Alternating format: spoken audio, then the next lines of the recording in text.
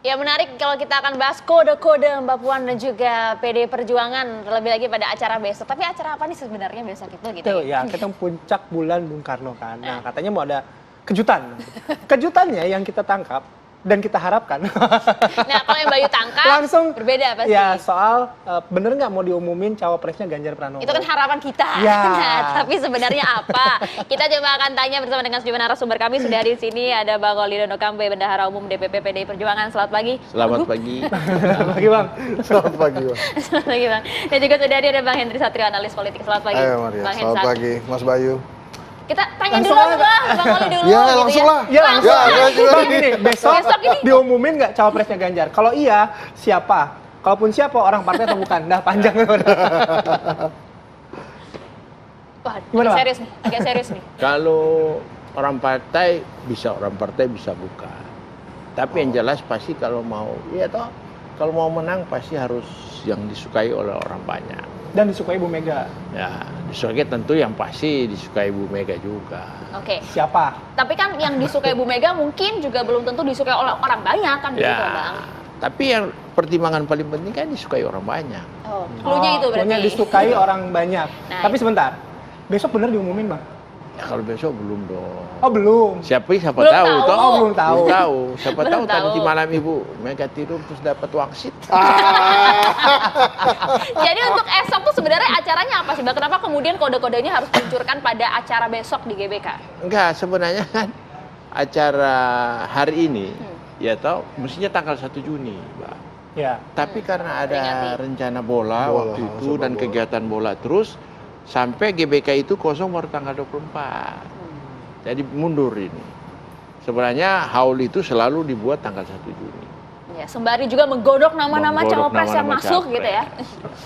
Nampaknya namanya kan cukup banyak tuh. Ada yang dari partai politik, ada juga yang non Profesional. partai, yang profesional. Mulai dari nama-nama menteri yang masuk saat ini ada Erick Thohir, kemudian juga ada Pak Sandiaga Uno, ada Andika Perkasa juga Ya. masuk, ada nama-nama lain yang masuk. Nah, sudah mengerucutkah menjadi 3 besar begitu?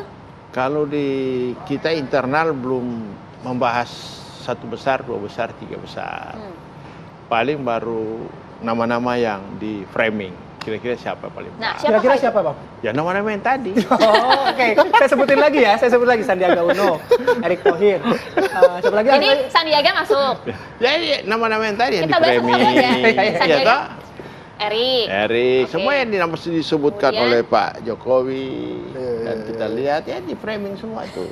Tokoh-tokoh bangsa banyak. Pak Jadi Prabowo. memang nama-nama yang ada populer Pak- ya Bang ya? Pak Mahfud. Nama-nama yang populer. Pak selama ini Muhajir kita masuk dengar. juga infonya. Bisa saya pada kan kita ambil tokoh Muhammadiyah, tokoh NU, ada Kiai Pak Imam Prabowo besar. mungkin nggak? Hah? Pak Prabowo mungkin nggak? Ketua? Pak Prabowo juga di framing kalau mau. Oh, berarti masih Oh, ini ada masih berarti sangat ya, Bang? cair Bang Hensat. Kalau ke Bang Oli nampaknya masih cukup cair, masih cukup abu-abu gitu. Kita mau yang jelas-jelas aja ke Bang Hensat. Bang Hensat. Bang Hensat, kalau analisis Mungkin Anda nggak gimana? besok. Ya Pak Ganjar ini kan sosok calon presiden yang menurut saya memang dipersiapkan untuk menggantikan Pak Jokowi lah ya kalau untuk PDI Perjuangan. Bahkan waktu deklarasi itu kan keren itu. Ada presiden kelima, ada ketua DPR kan, Ya. lengkap semua di situ kan. Seolah-olah itu acara kenegaraan tuh waktu itu deklarasinya Pak Ganjar. Nah kalau sudah sebegitu kuatnya, cawapresnya nih menurut saya agak santai juga nih Ibu Mega milihnya gitu ya. Agak santai itu artinya gimana? Karena namanya banyak dan kemudian elektabilitasnya bagus, saat ini juga berada dalam kekuasaan. Sebetulnya yang menarik juga itu adalah apakah kemudian pada saat Pak Ganjar nih ditentukan cawapresnya, akankah Ibu Mega juga bicara-bicara dengan partai politik lain gitu kan? Selama ini kan ada Demokrat, ada P3, ada Perindo, ada PAN yang sudah berkomunikasi secara intens ya. Hanura gitu ya. Nanti mungkin sebentar lagi ada Golkar gitu ya. Tapi kalau saya lihat di 2 sebelumnya, Ibu Mega itu kerap memilih calon wakil presiden untuk petugas partainya ini sosok yang tidak akan mengganggu si petugas partainya di periode kedua. Jadi waktu itu ada Pak Yusuf Kalla kan nggak bisa lagi di periode kedua ganggu-ganggu kan karena sudah habis masa jabatannya. sekarang ada Pak Kiai Ma'ruf gitu ya. Nah, di jajaran menterinya Pak Jokowi juga banyak. Tapi kalau saya menilainya masih sama tuh. Kemungkinan Ibu Mega juga akan mempertimbangkan sosok-sosok yang memiliki loyalitas ke PDI Perjuangan. Jadi artinya di periode kedua nggak akan maju sendiri against PDI Perjuangan. Nah, kalau dilihat dari situ, maka nama-nama yang punya elektabilitas tinggi-tinggi itu dan nampaknya akan sulit tuh, akan sulit untuk terpilih ya. Saya memprediksi seperti itu. Misalnya nih, ada nama Pak Erlangga Hartarto, Golkar, partai besar nih. Kalau dijadikan wapresnya Pak Ganjar, luar biasa ini. Di periode pertama, di periode kedua gimana? Gitu, apakah si Golkar ini akan mendorong ketua umumnya menjadi nomor 1 atau tidak? Gitu. Pak Sandi misalnya, atau Pak Erik. Pak Sandi sekarang sudah punya partai, atau Pak Erik misalnya nanti gimana tuh Pak Erik kalau misalnya dipilih jadi cawapresnya Pak Ganjar, akankah setia dengan PDI Perjuangan atau nanti bisa cari-cari partai lagi gitu ya. Jadi pertimbangan-pertimbangan itu yang ada. Nah, saya per hari ini kan saya sempat sampaikan juga ke Bayu, mungkin juga Ibu Mega mempertimbangkan nama Kiai Ma'ruf ya. Karena kan baru 1 periode dengan Pak Jokowi, dan nampaknya PDI Perjuangan nyaman tuh dengan Kiai Ma'ruf tuh kan. Satu lagi kan boleh tuh. Itu yang dimaksud disukai semua pihak? Disukai semua pihak menurut saya ya. Karena kan Pak Jokowi juga tidak merasa terganggu. Pak Kiai Ma'ruf melaksanakan tugasnya sebagai wapres dengan baik. Nampaknya Ibu Mega juga dekat. Dan siapa yang bisa lebih NU dibandingkan Kiai Ma'ruf saat ini? Ya. Ada nama menteri-menteri Jokowi sih banyak. Ya, itu kita tebak-tebakan. Menarik nih, menarik. Muncul nama baru begitu nggak kategori-kategorinya gitu nggak salah satu yang dipertimbangkan oleh PDIP? Ya memang kalau orang pasti akan berpikir seperti itu. Orang baru mau start aja udah mikir ke depan seperti apa. Ya. Itu wajar. Oh, kalau PDIP tidak? Kalau kita tidak. Akhirnya kita memikirkan bagaimana menjalankan 5 tahun ini. Karena begini, yang menjadi persoalan kita sekarang kan Presiden menjalankan tugas tanggung jawabnya berdasarkan visi misi. Beda dulu. Kalau berdasarkan GBHN ini kita memiliki rencana yang panjang yang akan berkelanjutan terus. Jadi ini kita dibatasi oleh aturan undang-undang bahwa Presiden itu menjalankan berdasarkan visi misi.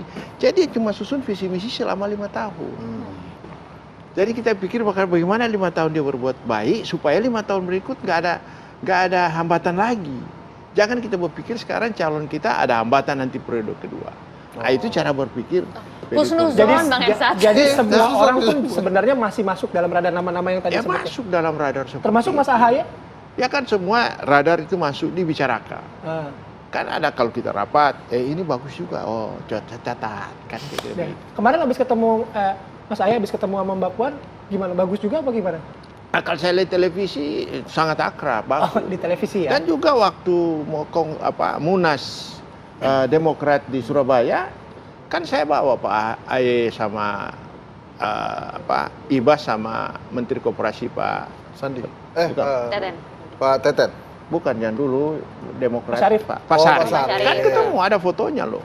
Jadi kita nggak menutup diri sebenarnya. Cuma orang lihat ini seolah-olah PDI Perjuangan sangat eksklusif dan sombong tidak mau ketemu kan gitu. Tapi dalam acara besok Demokrat diundang juga? Pasti partai-partai yang selalu hello dengan PDI Perjuangan pasti diundang. Termasuk juga Demokrat yang baru-baru ini hello juga ke PDIP. Saya kebetulan di Manado ada acara. Jadi saya belum sempat ketemu panitia, jadi saya belum tahu siapa partai-partai itu. Tapi yang jelas ada partai juga nanti kalau salah sebut, kita undang, tapi tidak diundang repot juga. Dibilang nggak diundang, taunya diundang, repot juga. Bener juga. Enggak. Memang saya lihat kemarin peta VVIP itu sangat terbatas karena ibu kan nggak boleh terlalu naik sampai di atas kalian tempat besar. Nah, jadi yang agak keluar saya lihat kursinya terbatas. Jadi makanya saya lihat siapa-siapa yang duduk di situ. Saya kira harus ketua-ketua partai kan. Kalau diundang semua ketua partai, saya lihat kursinya nggak cukup. Oh, udah tanda-tanda nih. Iya. Nah, tapi nanti saya juga ingin meminta Bang Oli juga menjawab pertanyaan dari Bang Hensat tadi. Betulkah nama Kiai Ma'ruf Amin ini juga masuk dalam cawapresnya Pak Ganjar? Nah, usai jeda, saat lagi untuk Anda.